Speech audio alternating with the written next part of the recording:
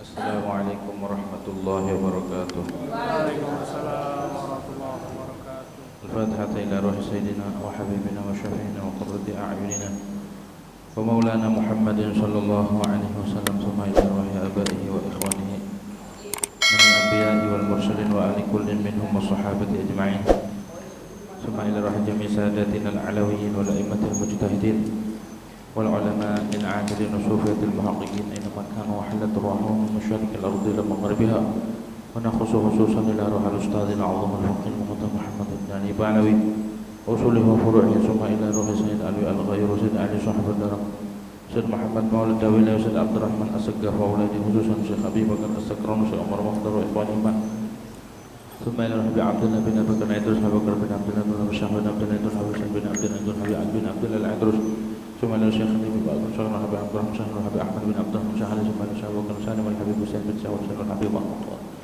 والحبيب حسن والحبيب عبد الله بن رسول الله شيخ الله ثم ربما خمس من وجه شيخ عبد الرحمن عبد الله وأربعة شيخ حسن وفضل صاحب مروان وشيخ عبد الرحمن مولى عرشه وشيخ بن عبد الله الحسن وشيخ أحمد بجح ثم إلى روح الحبيب عمر بن عبد الرحمن عبد الله بن عبد الله الحبيب شيخ الحبيب عبد الله سالم بن عبد الله ثم إلى روح الحبيب عبد الله بن علي الحداد والحبيب حسن والحبيب علي محمد والحبيب محمد الحبيب سالم والحبيب بن عبد بن الحداد ثم إلى الحبيب أحمد بن حسن الحداد أولاد ثم إلى الحبيب أحمد بن زيد الحبيب بن جعفر بن أحمد بن الحبيب والحبيب أحمد محمد والحبيب محمد الحبيب والحبيب محمد بن مهدي والحبيب أحمد بن زيد الحبيب محمد الحبيب أحمد بن حسن عطوس الحبيب علي بن حسن عطوس والحبيب أبي بكر بن عبد المطلب بن عطوس الحبيب صالح بن عبد العطوس الحبيب حسن بن الحبيب حسن بن صالح بن الحبيب عبد الله بن طه بن عبد الله بن الحبيب عبد الله بن مالك بن يحيى والحبيب بن يحيى والحبيب حميد بن عمر حميد بن الحبيب عبد الرحمن بن حميد بن الحبيب الحبيب سقف بن مسقف صاحب اسماعيل روح الحبيب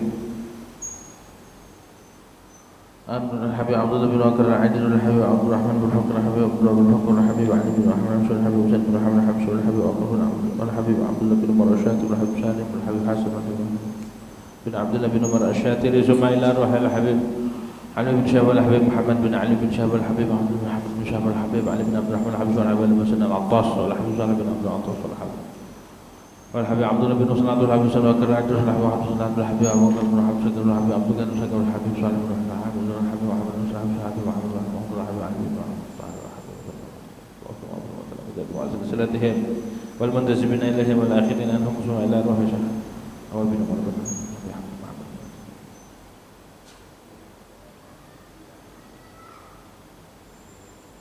الله شكرا درجات الجنة ودار وقت وأسرارهم وعنهم وعلم في الدين والدنيا والآخرة وشيخنا في الدين وشيخنا ولكتكم ربنا ولا لا هذه النية ولكل دين صالحة وإلى حضرة النبي محمد صلى الله عليه وسلم سر الفاتحة.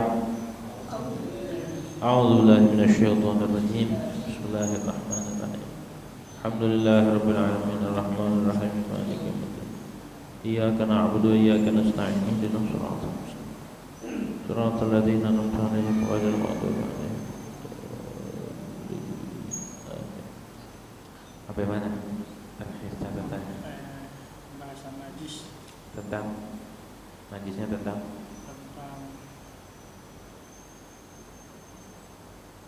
najis mughaladzah. mughaladzah.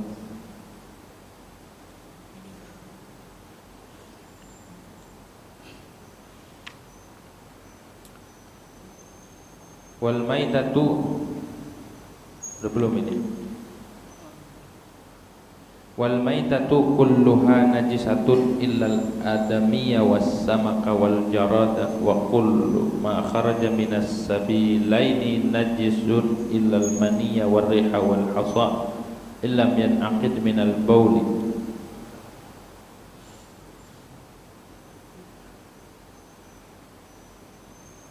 Dan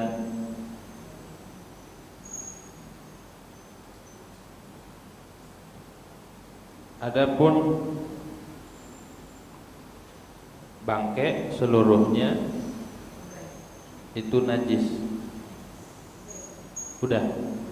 Hah? Udah ya? Kecuali bangkai manusia, maka itu tidak najis. Satu. Wasamaka dan ikan. Ikan gak najis. Udah ya? Belum. Hah? Nyambung. Yang najis yang di Ma'fu. Najis yang di Kemarin ada yang bertanya gitu. Tapi terakhir itu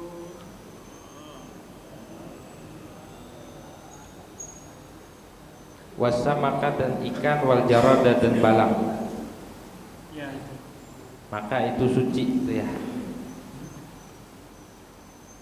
Wa kullu ma kharaja minas sabilaini najisun, dan setiap sesuatu yang keluar dari dua kemaluan najisun itu najis hukumnya. Illal maniya, kecuali mani, wariha dan angin, wal hasa dan kerikil, illam yanaqid, jika tidak terbentuk ia hasa minal bauli, dari kencing. Wallahu a'lamu bishawab. Hadirin wal hadirat yang dirahmati oleh Allah Subhanahu wa taala. Pertama-tama marilah kita panjatkan puja dan puji syukur kehadirat Allah Subhanahu wa taala, yang mana pada malam hari ini alhamdulillah kita masih diberikan nikmat oleh Allah Subhanahu wa taala, nikmat sehat wal afiat, nikmat panjang umur, nikmat tetap iman Islam, serta nikmat taufik wal hidayah. Masih melanjutkan tentang benda-benda yang najis. Berikutnya adalah bangke. Apa itu bangke? Bangke itu adalah sesuatu yang hilang, ma'uzilat hayatuha bi ghairi zakatin syar'iyyah, sesuatu yang dihilangkan kehidupannya tanpa sembelihan bangsa syariat. Jadi sesuatu yang terbunuh atau mati tanpa dipotong, ya, tanpa matinya itu tanpa disembelih, yang sembelihannya itu sesuai dengan syariat, maka hukumnya bangke. Ada kambing mati nggak dipotong, mati aja, maka hukumnya bangke. Atau ayam, ada ayam mati, maka hukumnya bangke dan itu najis. Apa aja hewan yang mati tanpa disembelih itu hukumnya bangke. Ada kucing mati, bangke.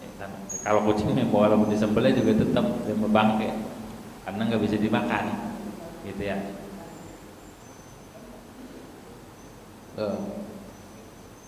Haram hukumnya memakan bangkai karena najis. Dalilnya di dalam Al-Quran, Allah firmankan, hurrimat alaikumul maitah, diharamkan atas kalian apa? Al-maitatu, bangkai, gitu ya, haram.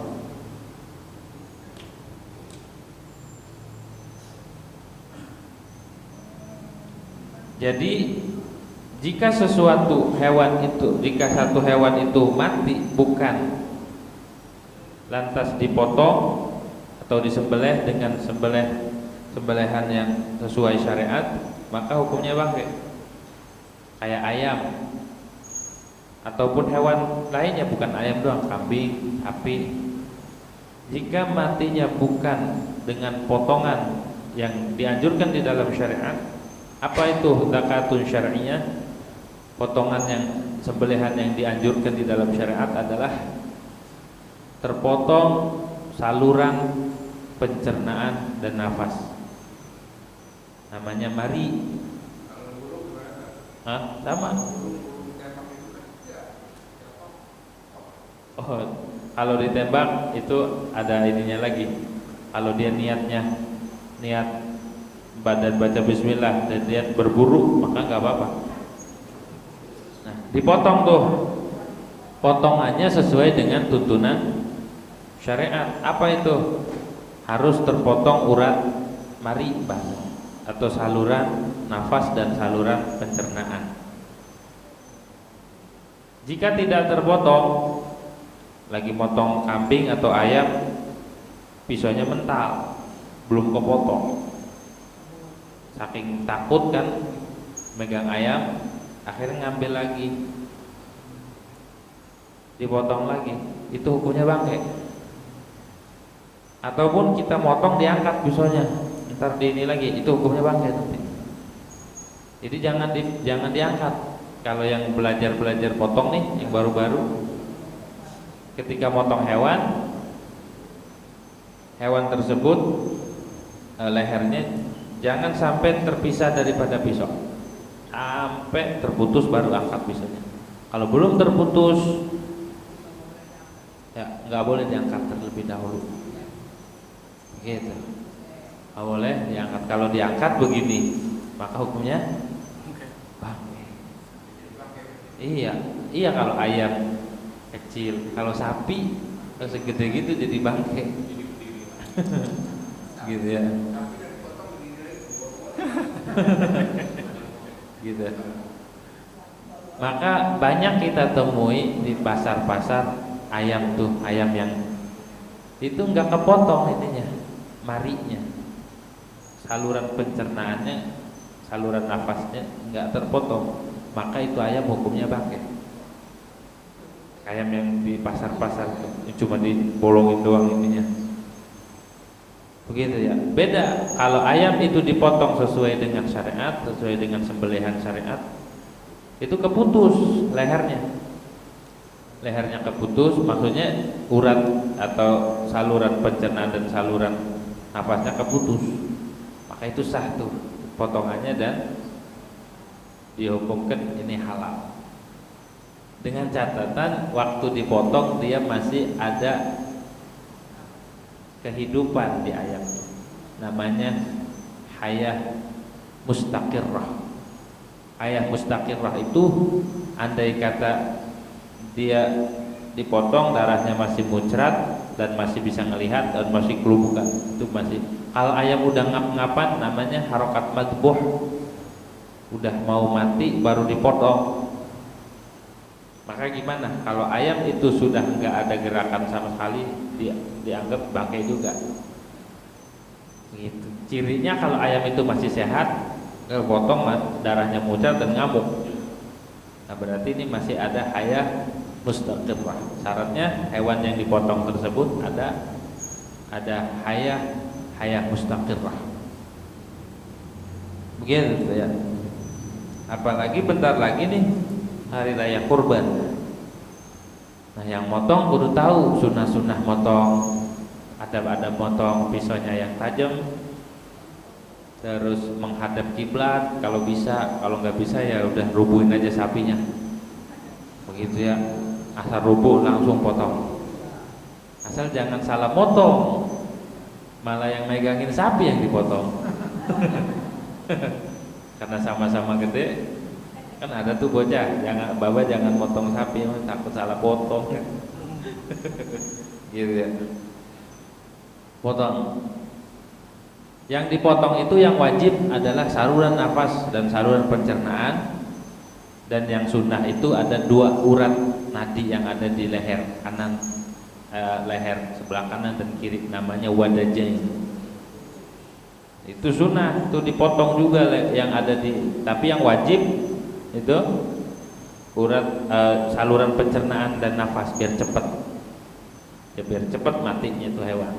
Walaupun mati, kalau matinya disembelih maka hukumnya bukan bangkai. Itu ya. Tuh namanya bangkai. Bangkai apa aja, mau binatang yang gede ataupun yang kecil, bangkai mah tetap najis. Semut bangkai, kecoa mati bangkai, laron mati bangkai, begitu ya. Laron, tahu laron kan? atau lalat mati itu juga jadi bangke. Gak boleh dimakan. Ikan enggak, nanti ada pengecualiannya, kecuali manusia, ikan dan balaang. Maka jika kita sholat nih, ada bangke, ada semut di kantong, orang biasanya ngantongin onde-onde, ada semut mati di dalam kantong, sholat aja nggak dibuang semutnya, maka sholatnya nggak sah, karena dia bawa bangke, bawa najis, bawa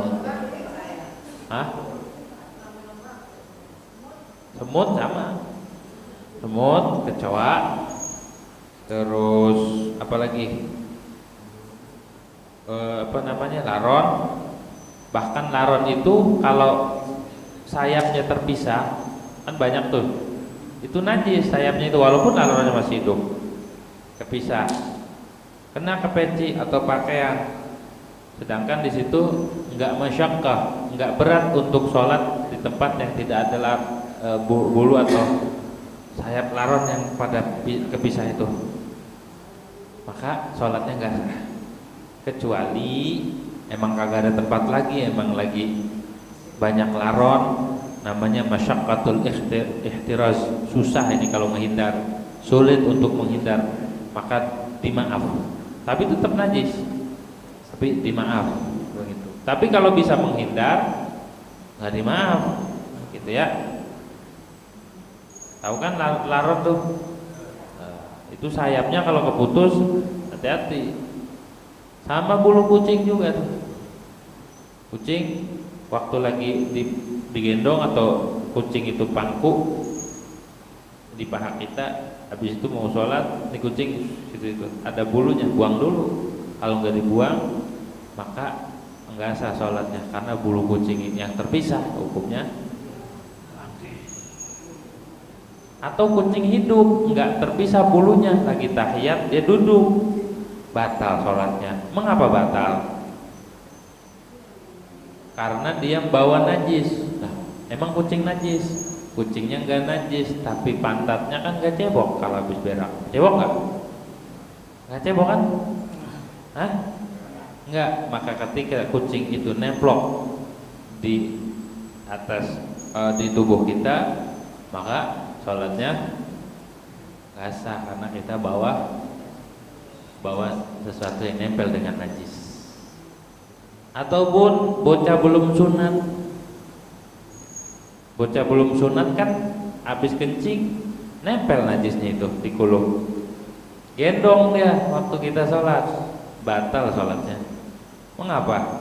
Karena bocah bawa najis kulupnya itu, ketika sholat dia ngikut ke bawah, dia tuh gendong, maka hukumnya sholatnya nggak sah. Atau pangku tuh bocah duduk di pangkuan kita waktu sholat.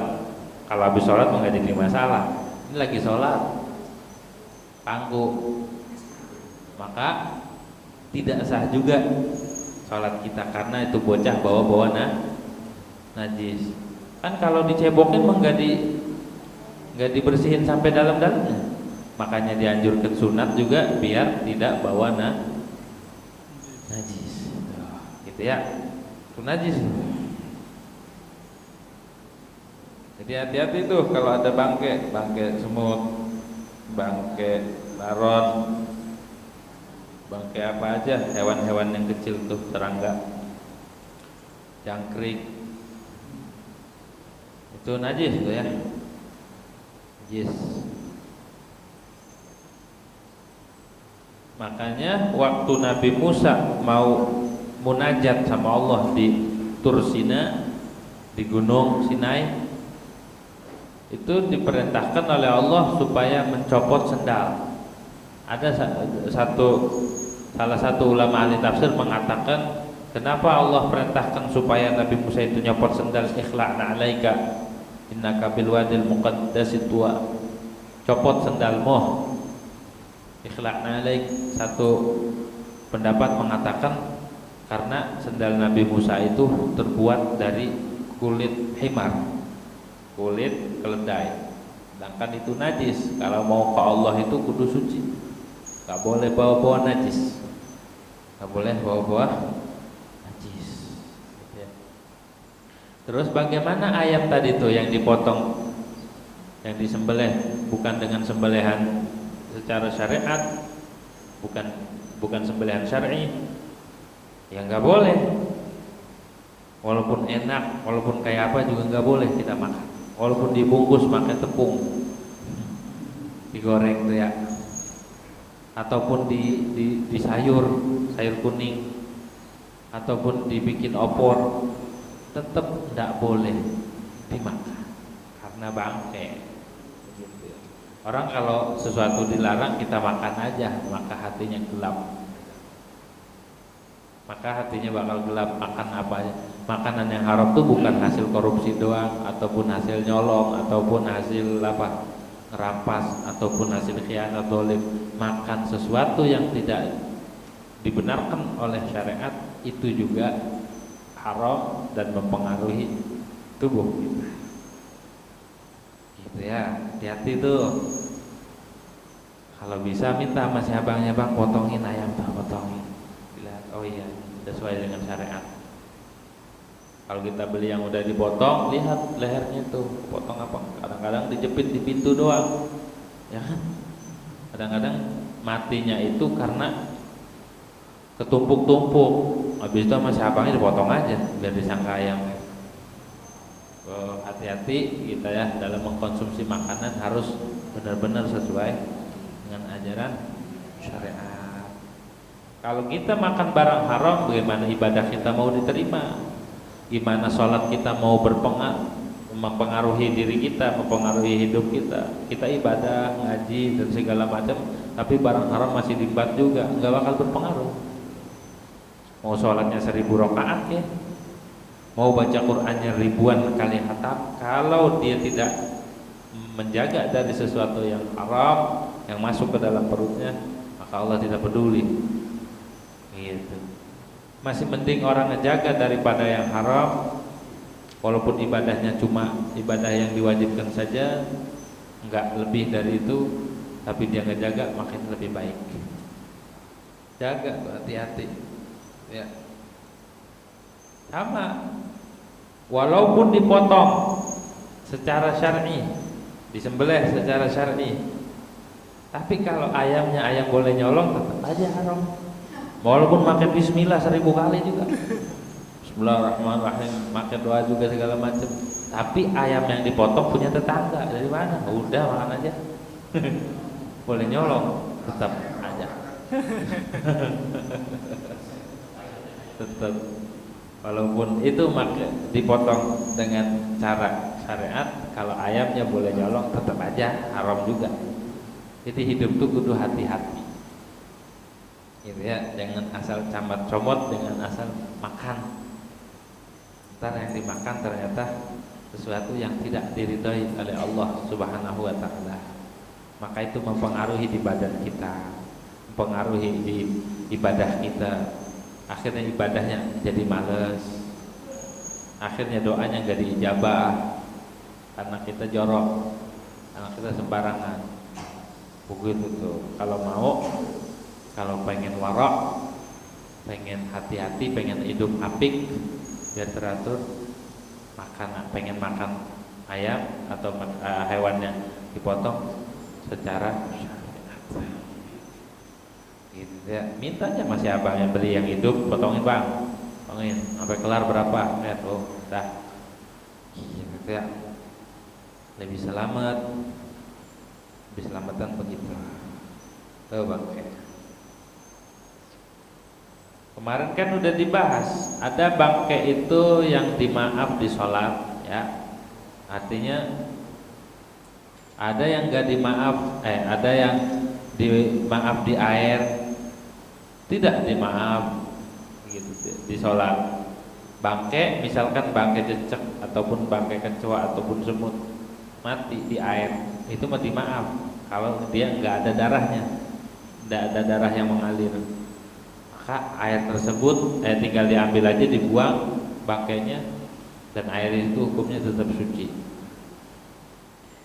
Semut najis kan, di air dimaaf, tapi di dalam sholat enggak dimaaf. Bangkai semut maksudnya dalam sholat enggak najis. Ada yang dimaaf di sholat tapi tidak dimaaf di air, seperti darah sedikit. Waktu sholat ada darah, ada jerawat ataupun bisul, betus, pecah tuh darahnya, ada dikit, nggak apa-apa. Kalau dikit mah nggak apa-apa. Tapi di air walaupun dikit nggak dimaaf, begitu ya. Ada yang nggak dimaaf di dua-duanya, di sholat nggak dimaafin, di air juga nggak dimaaf. Kayak apa? Kayak kotoran manusia, gitu ya, atau kotoran hewan jatuh di air nggak dimaaf. Nempel di baju kita, atau di baju kita ada kotoran, walaupun dikit doang sih, walaupun dikit najis. Gitu.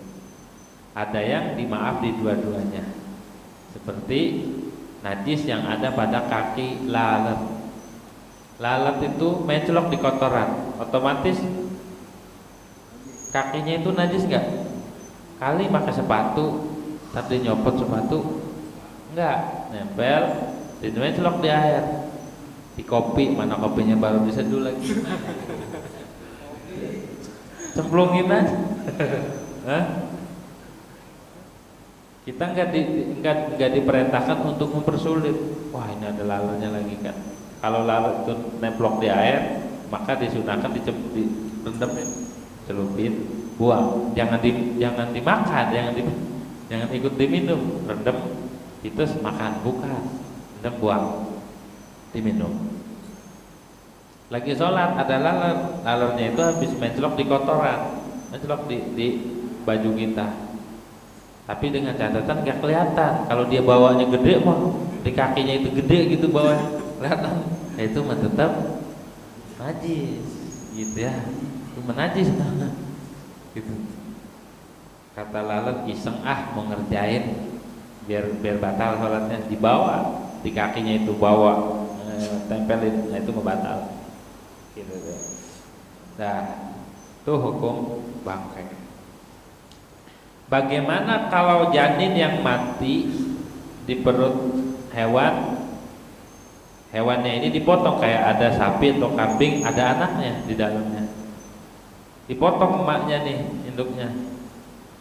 Kan itu si janin gak dipotong, dia mati. Boleh gak itu dimakan? Atau najis enggak najis dan boleh dimakan. Karena zakatul janin zakatul ummi. Sembelihan janin itu udah cukup dengan motong emaknya ini, dia udah kehitung syar'i dia matinya. Boleh dimakan, boleh juga dia, dan enggak najis hukumnya. Juga sama hukumnya hewan buruan, wasaid fa kharaja mautul janin bi zakati ummih, wasaidi bi daghtati awil jarihah.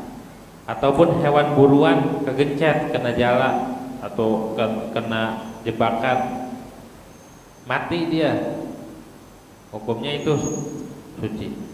Awil jarihah, ataupun matinya itu pakai elang ataupun anjing buruan, suruh ngeburu kijang atau ngeburu hewan yang boleh dimakan, pas digigit dia mati. Nah, itu gimana? Nah, itu mah halal, suci. Dengan catatan walam tudroh hayatuh, nggak bisa kita potong, nggak keburu, habis diterkam sama elang ataupun diterkam sama hewan buru, anjing pemburu, dia langsung mati, maka itu nggak apa-apa. Karena ketika kita ngelepasin anjing itu, kita niat memburu itu hewan, ya. Dengan catatan nggak keburu. Kalau keburu dipotong ya potong dulu, kayak tadi nembak burung, nggak keburu dipotong nggak. Kalau keburu potong, kalau enggak ya udah suci itu. Wanat dubesahmi, dan hewan yang lari. Hewan mau dipotong lari, kita misal mau potong sapi, sapinya lari, ngamuk. kampung, ya sapinya lari, dipanah pakai tombak karena susah mau dipotong, dipanah. Maka itu ketika mati itu sapi ataupun kambing atau hewan apapun yang mau dipotong, dipanah, itu cukup panahan itu sebagai zakatun syar'iyah, sembelihan secara syar'i. Jadi sembelihan itu nggak mesti di leher. Kalau normal iya harus di leher. Kalau nggak bisa, sebisa mungkin. Yang penting hewan mati. Gitu. Ada zabah namanya, ada nahar. Apa itu zabah? Zabah itu motong leher hewan. Zabah namanya menyembelih. Ada namanya nahar. Kalau nahar cuma dicucuk doang, ditusuk kayak onta. Nah, kalau hewan itu lehernya panjang, maka sunnahnya dinahar, ditusuk, ditusuk-tusuk doang lehernya. Tapi kalau hewan itu lehernya pendek, maka sunnahnya disembelih. Wajib itu ya. Kalau nyembelih, kalau pengen ini hewan, caranya kalau kita motong bukan buat dimakan, haram. Ada hewan, kambing siapa ini, kita potong di sebelah, tapi nggak mau dimakan, itu haram. Atau kita punya piaraan di rumah, main potong-potong aja, tapi nggak ada yang makan, nggak dimakan, dipotong aja, saya mah iseng, haram tuh, namanya nyiksa, nyiksa ya. Begitu. Itu namanya sembelihan secara syariat. Dah ya tata caranya tadi tuh. Kalau bisa madepin kiblat, jadi kepalanya di sebelah apa ini? Selatan. Selatan. Hah? Ya. Utara, ini selatan. Kepalanya sebelah sono, hewan tuh madep kiblat kalau bisa. Gitu. Kalau nggak bisa, udah bisanya. Sunnah pisaunya yang tajam jangan diperlihatkan ke teman-teman dia yang belum dipotong. Gitu ya. Takut stres nanti. Hah? Dipisahin dulu. Begitu. Pisahin, taunya dibawa pulang. Mana tuh kambing? Udah pisahin kemana? Bawa ke rumah. Diaman. Begitu ya.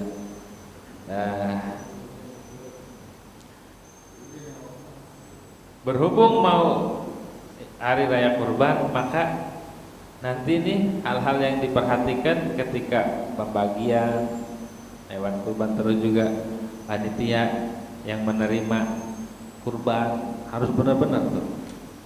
Ketika orang nitipin, saya mau korban di dananya, misal sapi 7 orang ya, jangan dicampur sama orang yang mau korban 7 sapi lagi. Ya, duitnya dipisahin di amplop. Ini punya fulan-fulan 7 orang. Ada lagi yang mau sumbang lagi, ini lagi. Jangan dicampur.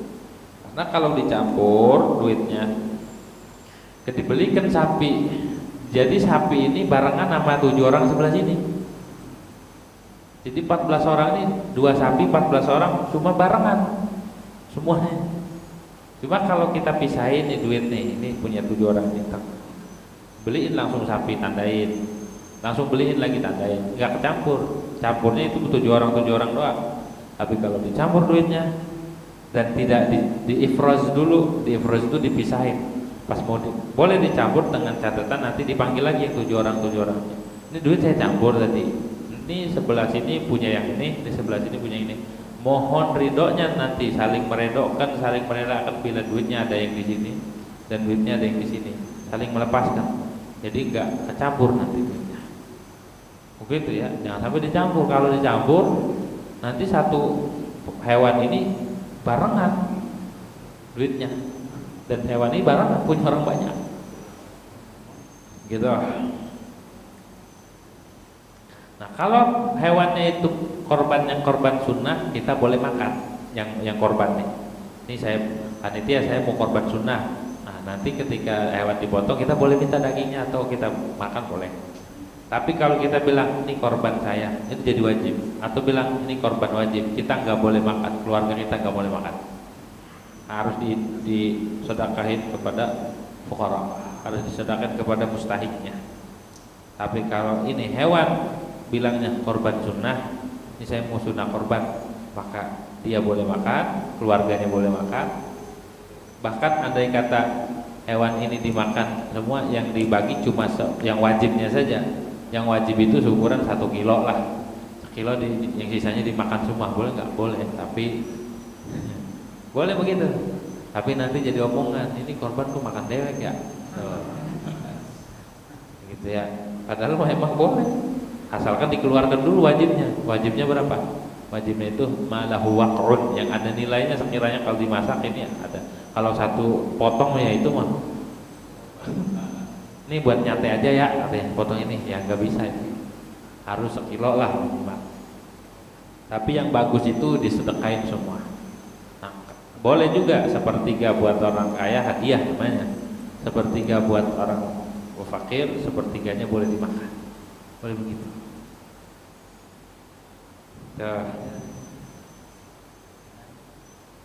Nanti upahnya jangan dari kulit. Upah tukang motongnya jangan itu kepala sama kulitnya bawa itu upah, nggak boleh. Gitu ya. Nggak boleh, upahnya beda. Dah. Tuh hukum-hukum bangkai. Kulluha najisatun, setiap bangkai apapun itu najis. Apa aja bangkainya najis? Illal adamiyah, kecuali manusia, maka bangkainya itu suci. Pemaitatuhu tahiratun. Kenapa? Ditakrimihi bin nasi walau kafiran. Karena udah dimuliakan di Al-Qur'an. Allah firmankan walaqad karramna bani Adam. Dan sungguh telah aku muliakan akan Bani Adam tanpa terkecuali, mau mukmin mau kafir semuanya suci. Begitu kita salaman sama orang Islam, ya suci, nggak apa-apa, nggak usah begini. Atau sama orang kafir coba tangan, nggak apa-apa, nggak najis, suci. Jadi bangkainya pun suci tetap. Kalau kafir, walaupun ada sebagian ulama yang mengatakan bangkai itu najis, bangkainya manusia najis, ada bagian ulama yang mengatakan gitu. Tapi yang mu'tamad di dalam mazhab kita, bangkai manusia itu suci.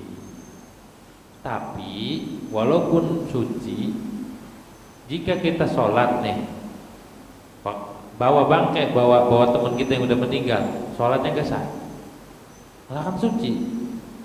Dianya suci, tapi kotoran yang ada di perutnya tetap najis. Jadi sama aja kita membawa sesuatu yang nempel dengan beda dengan yang masih hidup.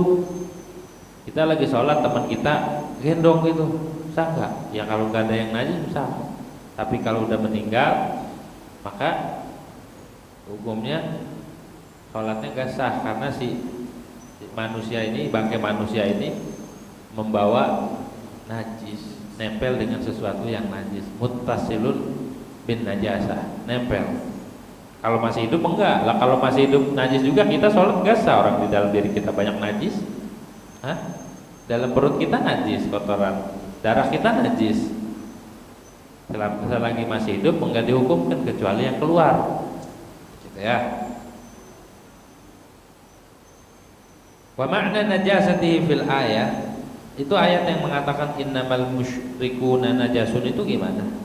Itu maknanya adalah an-i'tiqadahum najisun, i'tiqad mereka yang najis, keyakinan mereka yang najis, bukan manusianya. Au anna dawatahum kan najis fi wujubil ijtinab, atau maknanya adalah zat mereka itu najis, najisnya seperti najis di dalam wajib dihindari. Wa inda Malikin wa Abi Hanifah maidatul adami najisatun ilal anbiya'a wa syuhada'a wa tathuru bil ghusl. Menurut Imam Malik dan menurut Imam Abu Hanifah, bangkai manusia itu najis. Jadi menurut dua imam ini, bangkai manusia itu najis kecuali nabi dan syuhada.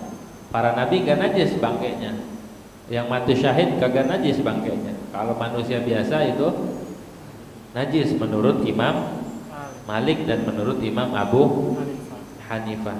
Cuma watat huru bil ghusli, suci dengan dimandiin, dibasuh jadi suci. begitu ya, dibasuh jadi suci. Ya, biarin itu pendapat mereka, tapi mazhab kita, mazhab Syafi'i, manusia itu walaupun udah mati tetap suci. Ya, makanya di Hadramaut itu di Tarim ada satu masjid namanya Masjid Ba'alawi, masjid tua punya para habaib, datuk-datuknya habaib. Itu masjidnya kecil, dipikir masjid di sana itu gede, ternyata kecil kayak musola. Ukuran inilah, agak kecil dikit. Itu masjid walaupun kecil, cuma hawanya tenang, nggak ada jendelanya. Masjid di sana itu nggak ada jendela, tertutup masjidnya. Itu kita masuk di situ hawanya tenang, rohaniahnya dapat, hawanya bikin khusyuk gitu. Itu di Masjid Ba'alawi dari zaman dulu nggak pernah disolatin jenazah di situ. Emang apa?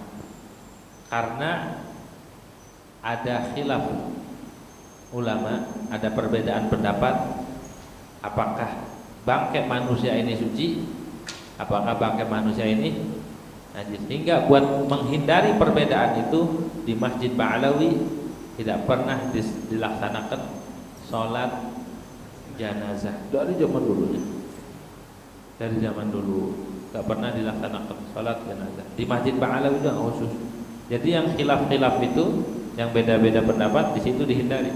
Namanya khurujan minal khilaf, keluar daripada perbedaan pendapat ulama. Begitu.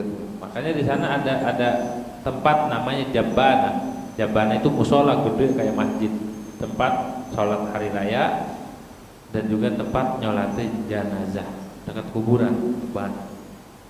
Gitu. Jadi ada khusus tempatnya. Maka jangan kaget kalau di sana itu nyolatin mayit jarang di masjid, nyolatinya di Jabana. Jabana itu tempat nyolatin jenazah dan tempat sholat Idul Adha dan Idul Fitr. Kenapa? Karena ada ulama yang mengatakan bangkai manusia itu najis, gitu ya, bangkai manusia itu najis. Dan kalau kita habis mikul, habis gotong loh jenazah, ataupun ngurusin jenazah, mandiin, ataupun nguburin, maka dianjurkan mandi ataupun berwudu. Kalau kita mau sholat sunnah wudu, karena ada ulama yang mengatakan, ada pendapat lagi bahwa batal wudu dengan sebab menyentuh atau memikul jenazah. Tapi di dalam mazhab kita yang mutamat enggak. Sunnah kita wudu khurujan minal khilaf, keluar daripada khilaf ulama. Ya, keluar daripada khilaf ulama.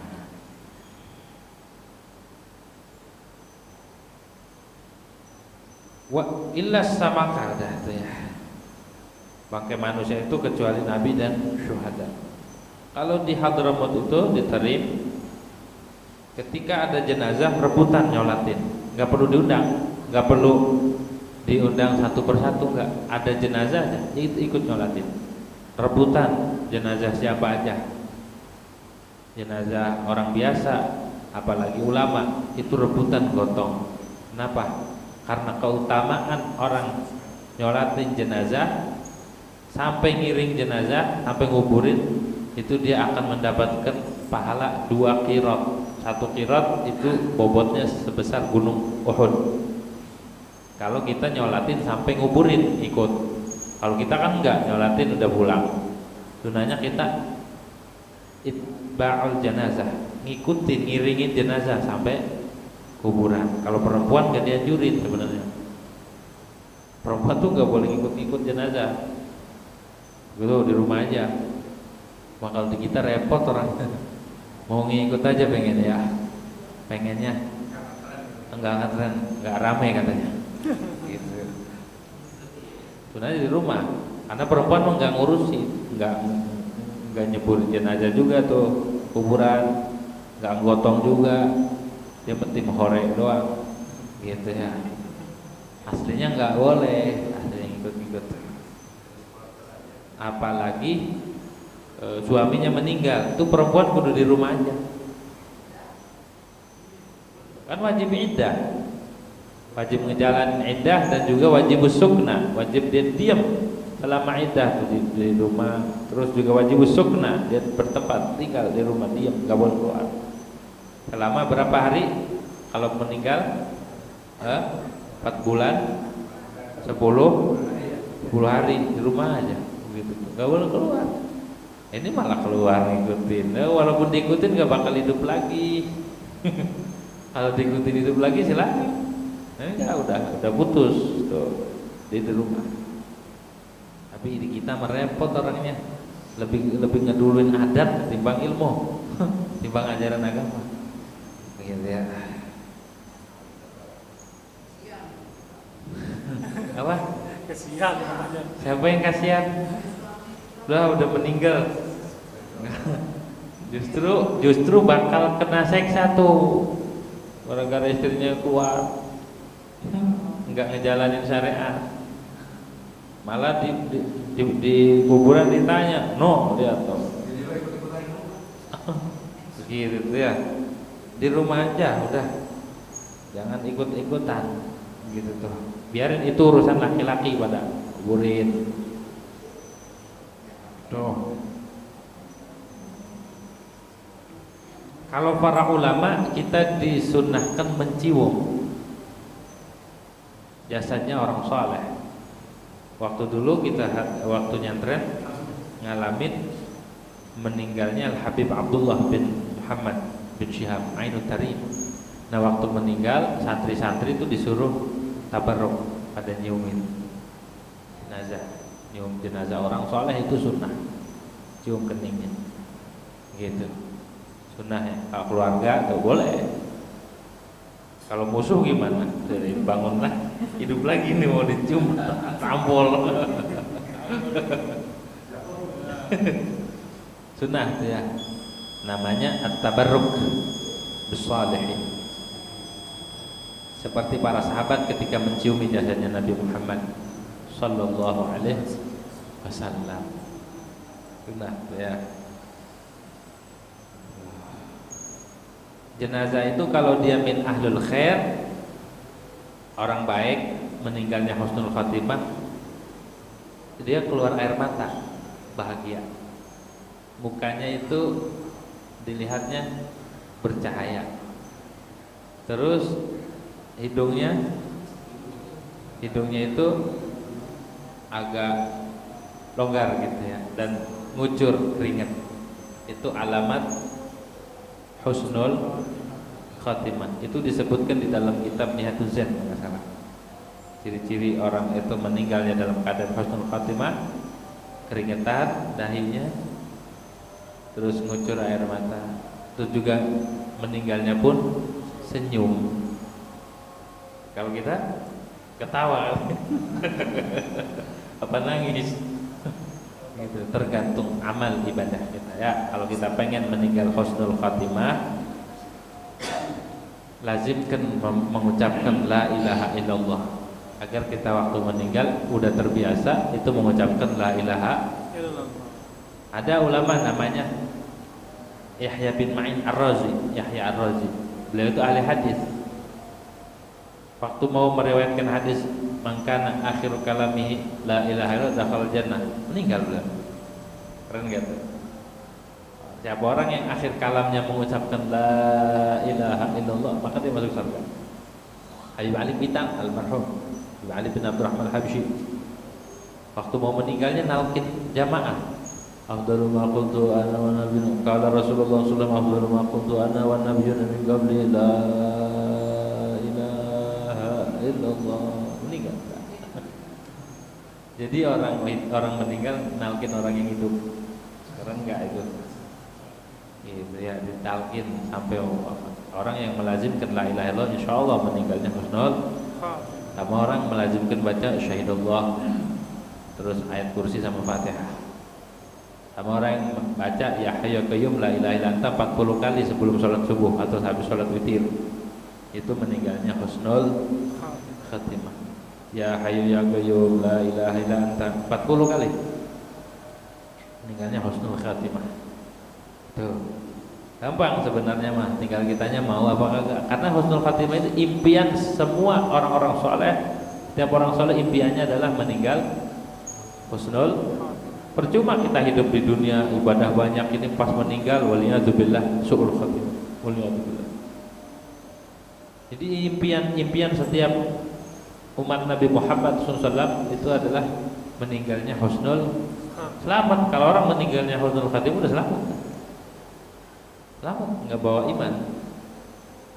Meninggal lagi ngaji, meninggal lagi ibadah, lagi sholat, meninggal dalam keadaan syahid, ya perang, itu meninggalnya, atau nuntut ilmu, lagi nyantren, itu meninggalnya husnul khatimah. Nas'alullah husnul khatimah. Atau orang yang melazimkan baca Ratibul Haddad. Tahu kan? Ratib Haddad, ibu-ibu tahu? Tahu. Yang melazimkan baca itu habis isya atau habis maghrib baca Ratibul Haddad, maka dia akan mendapatkan predikat meninggal dalam keadaan husnul khatimah. Gitu ya. Mudah-mudahan kita semua yang hadir nih meninggalnya dalam keadaan husnul khatimah. Amin ya rabbal alamin. Allahumma bismillahir Fatihah.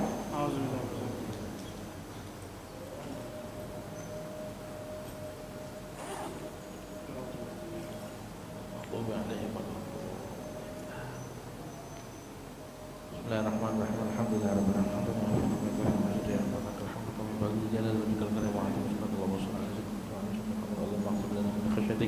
ما تحول به بيننا وبين معصيتك من طاعتك ما تبلغنا به جنتك ومن اليقين ما تهون به علينا مصائب الدنيا ومتعنا اللهم بأسماعنا وأبصارنا وقدرنا قدر ما أحييتنا واجعل الوارث منا واجعل ثأرنا على من ظلمنا وانصرنا على من عادنا ولا تجعل مصيبتنا في ديننا ولا تجعل الدنيا أكبر همنا ولا مبلغ علمنا ولا ضعيف رغبتنا ولا تسلط علينا بذنوبنا من لا يخافك ولا يرحمنا اللهم إنا نسألك موجبات رحمتك وعزائم مغفرتك والسلامة من كل إثم والغنيمة من كل بر والفوز بالجنة والنجاة من النار ربنا لا تدع لنا ذنبا إلا غفرته ولا هما إلا فرجته ولا كربا إلا نفسته ولا عدوا إلا أنت ولا حبيبا إلا حبيبته ولا غيبا إلا رددته ولا مريضا إلا شفيته ولا حاجة من حوائج الدنيا والآخرة هي لك رضا ولنا فيها صلاح إلا قضيتها ورزقتها ويسرتها علينا يا أرحم الراحمين يا أرحم الراحمين يا أرحم الراحمين.